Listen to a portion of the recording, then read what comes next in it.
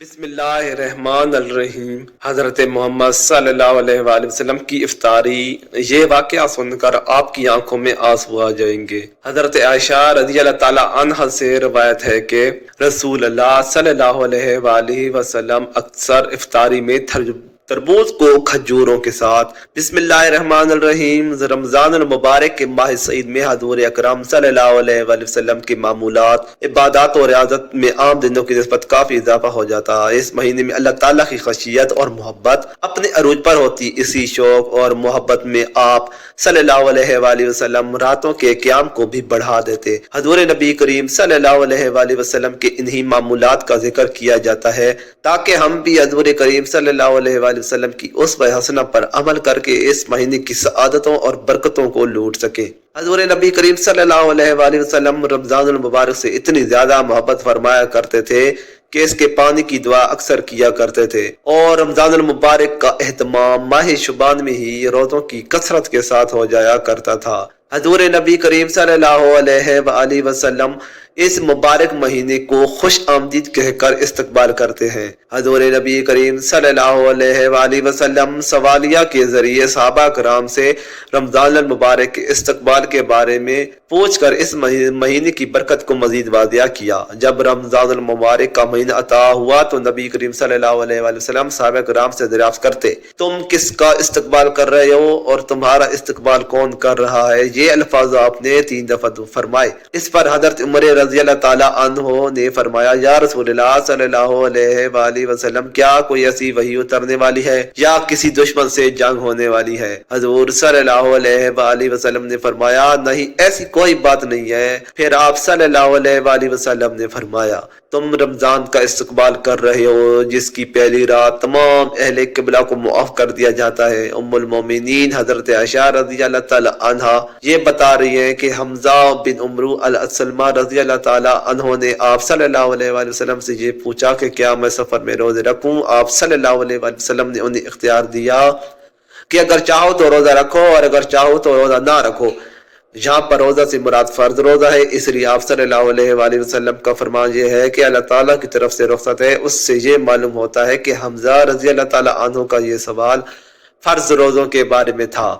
اس کی دلیل ابو داؤد کی روایت کردہ یہ حدیث ہے کہ حمزہ بن عمرو اسلمہ نے پوچھا، اللہ کے رسول صلی اللہ علیہ وآلہ وسلم، میں صاحب سواری ہوں، جیسے میں استعمال میں لاتا ہوں، کبھی اس پر خود سفر کرتا ہوں اور کبھی اسے کرائے پر دیتا ہوں، اور بسا اوقات دوران سفر یہ مہینہ یعنی رمضان آ جاتا ہے اور میں روزہ رکھنے کی طاقت رکھتا ہوں۔ الحدیث۔ اس بات کا بھی احتمال ہے کہ یہ سوال متعلق روزوں کے بارے میں تھا، چاہے وہ واجب ہو یا نفل، کیونکہ عائشہ رضی اللہ تعالی عنہا کا قول ہے اور بہت زیادہ روزے رکھنے والے تھے۔ اس سے یہ واضح ہوتا ہے کہ سفر میں روزہ نہ رکھنے کی اجازت ہے۔ جس نے رخصت کو لے لیا اس نے درست کیا، اور جس نے روزہ رکھا اس کے لیے یہ جائز ہے اور اس کے روزہ کو واجب ادا کرنے والا سمجھا جائے گا۔ ناظرین، اللہ کے پیارے نبی حضرت محمد صلی اللہ علیہ وآلہ وسلم اپنی حیاتی زندگی میں نور رمضان دیکھے، یعنی کہ نور رمضان گزارے ہیں۔ 10ویں رمضان کے شروع ہونے سے پہلے آپ اس دنیا سے پردہ فرما گئے، یعنی اللہ کے پاس تشریف لے گئے۔ اس طرح سے آپ نے زندگی میں روزے فرض ہونے سے وفات تک نور رمضان گزاری ہے۔ ناظرین، آج کی ویڈیو میں ہم بات کرنے والے ہیں کہ اللہ کے پیغمبر حضرت محمد صلی اللہ علیہ وآلہ وسلم کی سحری اور افطاری کیسی ہوتی تھی، یعنی کہ آپ سحری اور افطاری میں کیا کیا چیزیں کھانا پسند کرتے تھے، اور ساتھ ہی ہم آپ کو پیارے نبی صلی اللہ علیہ وآلہ وسلم کی افطاری کا ایک ایسا واقعہ بھی بتانے والے ہیں جس کو سن کر یقیناً آپ لوگوں کا دل خوش ہو جائے گا۔ حضرت انس رضی اللہ تعالی عنہ فرماتے ہیں کہ اللہ کے نبی صلی اللہ علیہ وآلہ وسلم مغرب کی نماز سے پہلے چند کھجوروں سے افطار کیا کرتے فرماتے تھے، یعنی کہ آپ تازہ کھجوروں سے افطاری کرتے تھے۔ اگر تازہ کھجور نہ ملتی تو پھر آپ خشک کھجور سے، یعنی کہ سوکھے کھجور سے افطاری فرماتے، اور اگر کبھی خشک کھجور بھی نہ ہوتی تو پھر آپ چند چلو پانی پی کر افطاری کرتے تھے، یعنی کہ تھوڑے سے پانی کو پی کر آپ افطاری کرتے تھے۔ ایک اور حدیث پاک میں ہے کہ اللہ کے نبی صلی اللہ علیہ وسلم ان کھجوروں سے یا پھر ایسی چیزوں سے افطاری فرماتے تھے جو آگ سے پکی ہوئی نہ ہوتی تھی، جیسے کہ پھل فروٹس، یعنی کہ آپ اس طرح کی چیزوں سے روزہ کرنا یعنی افطار کرنا زیادہ پسند فرماتے تھے۔ اس لیے یاد رکھیں کہ تازہ کھجوروں سے افطاری کرنا یہ مستحب ہے، اور اگر کھجور نہ ملے تو خشک کھجور سے یعنی چھوارے سے روزہ کھولنا بھی بہتر ہے، اور اگر خشک کھجور بھی نہ ملے تو پھر پانی سے افطاری کرنا بھی ہمارے پیارے نبی صلی اللہ علیہ وآلہ وسلم کی سنت ہے، یا اس کے علاوہ پھر جوس یا دودھ کے ساتھ بھی روزہ کھولنا بہتر ہے۔ یاد رکھیں اللہ کے نبی صلی اللہ علیہ وآلہ وسلم افطاری میں آگ پر پکی ہوئی چیزوں کو نہیں کھاتے تھے۔ اس کا یہ مطلب نہیں کہ اس لیے آپ نے منع فرمایا، بلکہ اس کے بارے میں آپ نے ارشاد فرمایا کہ افطاری میں آگ کی پکی ہوئی چیزوں کو کھانے سے پیٹ کو نقصان پہنچتا ہے، معدے کو نقصان پہنچتا ہے، اس لیے آپ اپنے آپ کو اس پریشانی سے بچانے کے لیے ایسا کرتے تھے۔ مگر آج کل دیکھنے میں آیا ہے کہ افطاری میں زیادہ تر لوگ سموسے اور پکوڑے کھانا ہی پسند کرتے ہیں، مگر یاد رکھیں ایسا اللہ کے نبی صلی اللہ علیہ وسلم کبھی بھی نہیں کرتے تھے۔ اس کے علاوہ ناظرین، جب اللہ کے نبی صلی اللہ علیہ وسلم سحری کھاتے تھے تو بالکل آخری وقت میں کھاتے تھے، ادھر حضرت بلال اذان دے رہے ہیں، ادھر آپ آخری لقمہ کھا رہے ہیں، اور ادھر سورج نیچے ہوا یعنی ڈوبا اور آپ نے اپنے منہ میں کھجور رکھی یعنی افطاری کی۔ ایسا آپ اس لیے کرتے تھے تاکہ اپنی امت پر بھوک کا وقت کم سے کم آئے۔ ایک مرتبہ اللہ کے نبی صلی اللہ علیہ وآلہ وسلم سحری کے وقت بکرے کی سری کھا رہے تھے۔ حضرت علی رضی اللہ تعالی عنہ بھی آپ کے ساتھ میں تھے۔ اتنے میں حضرت بلال رضی اللہ تعالیٰ عنہ بھی آپ کے ساتھ میں تھے۔ اتنے میں حضرت بلال رضی اللہ تعالیٰ عنہ آئے اور عرض کرنے لگی، یا رسول اللہ صلی اللہ علیہ وآلہ وسلم، سحری کا وقت ختم ہو گیا ہے، میں اذان دینے جا رہا ہوں، آپ برائے مہربانی کھانا پینا بند کریں۔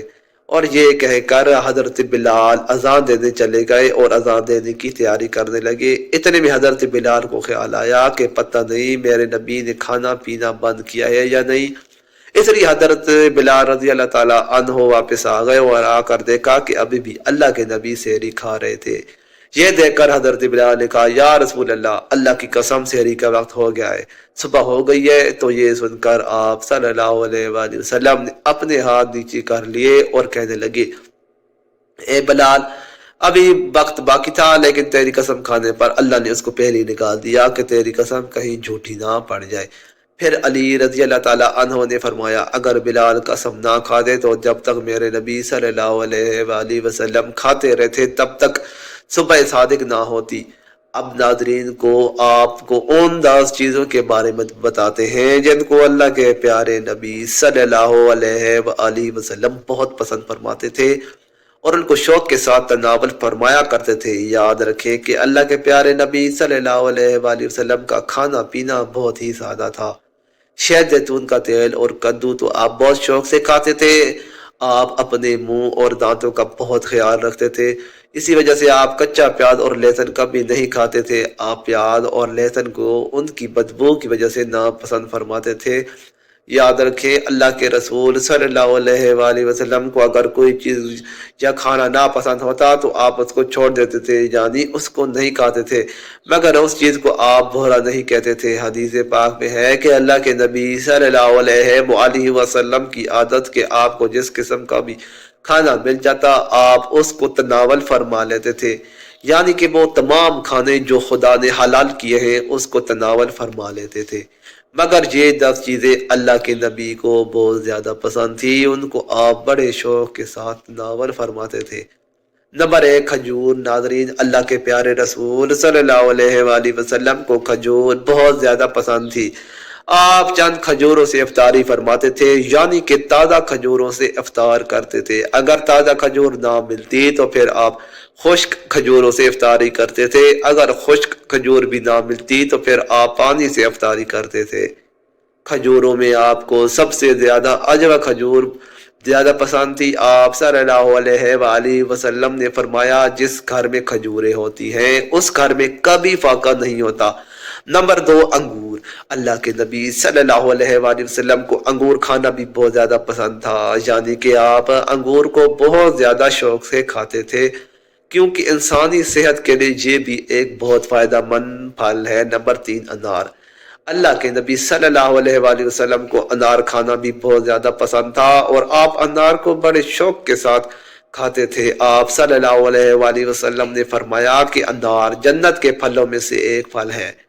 نمبر 4 انجیر۔ ناظرین، اللہ کے پیارے نبی صلی اللہ علیہ وآلہ وسلم کی پسندیدہ غذاؤں میں سے ایک غذا انجیر بھی ہے۔ آپ صلی اللہ علیہ وآلہ وسلم نے فرمایا انجیر بھی جنت کے پھلوں میں سے ایک پھل ہے، کیونکہ جنت میں جتنے بھی پھل ہوں گے وہ انجیر ہی کی طرح ہوں گے، ان میں ہی انجیر کی طرح نہ کوئی چھلکا ہوگا اور نہ کوئی گٹھلی ہوگی۔ اس طرح آپ صلی اللہ علیہ وآلہ وسلم نے فرمایا انجیر کا پھل کئی طرح کی بیماریوں کو بھی روکتا ہے۔ نمبر 5 تربوز۔ اللہ کے پیارے نبی حضرت محمد صلی اللہ علیہ وآلہ وسلم کو تربوز بھی افطاری میں بہت پسند تھا۔ آپ اکثر تربوز کو کھجور کے ساتھ ملا کر کھاتے تھے۔ عائشہ رضی اللہ تعالی عنہا سے روایت ہے کہ حضور اکرم صلی اللہ علیہ وآلہ وسلم اکثر تربوز کو کھجوروں کے ساتھ ملا کر کھاتے تھے۔ نمبر 6 دودھ۔ ناظرین، نبی کریم صلی اللہ علیہ وآلہ وسلم کی پسندیدہ غذاؤں میں سے ایک غذا دودھ بھی ہے۔ آپ کو دودھ بہت زیادہ پسند تھا۔ آپ اکثر گائے اور بکری کا دودھ استعمال کرتے تھے۔ آپ دودھ کو کبھی خالص تو کبھی پانی کے ساتھ ملا کر پینا پسند کرتے تھے۔ نمبر 7 شہد۔ ناظرین، اللہ کے پیارے نبی صلی اللہ علیہ وآلہ وسلم کو شہد بھی بہت زیادہ پسند تھا۔ آپ اکثر شہد کا استعمال کرتے تھے اور یہی نہیں، شہد کا ذکر قرآن پاک میں کئی دفعہ آیا ہے۔ نمبر 8 گوشت۔ ناظرین، اللہ کے پیارے نبی صلی اللہ علیہ وآلہ وسلم کو گوشت بھی بہت زیادہ پسند تھا۔ آپ نے فرمایا دنیا اور جنت دونوں جگہ میں سب کھانوں کا سردار گوشت ہوگا۔ آپ صلی اللہ علیہ وآلہ وسلم شوربے والے گوشت کو بہت زیادہ پسند فرماتے تھے۔ حدیث پاک میں آیا ہے کہ اللہ کے پیارے نبی شوربے والا اور بھنے ہوئے گوشت کو تناول فرمانا زیادہ پسند فرماتے تھے۔ آپ کو بکرا اور بکری، دمبا اور اونٹ کا گوشت بہت زیادہ پسند تھا۔ نمبر 9 جو کی روٹی۔ اللہ کے نبی صلی اللہ علیہ وسلم کو جو کی روٹی بہت زیادہ پسند تھی۔ آپ اکثر جو کی روٹی کھانا پسند کرتے تھے اور بغیر چھانے ہوئے آٹے کی موٹی روٹی تناول فرماتے تھے۔ نمبر 10 چاول۔ پیارے نبی صلی اللہ علیہ وآلہ وسلم کو بھی چاول کھانا بہت زیادہ پسند تھا۔ آپ چاول کو بھی بڑے شوق کے ساتھ کھاتے تھے۔ آپ صلی اللہ علیہ وآلہ وسلم نے فرمایا اللہ نے چاول کے دانوں میں بہت برکت رکھی ہوئی ہے۔ اللہ پاک ہمیں حلال رزق اور کشادہ رزق عطا فرمائے اور ہمارا خاتمہ ایمان پر فرمائے۔ مزید اچھی ویڈیوز کے لیے چینل کو سبسکرائب کریں۔ شکریہ۔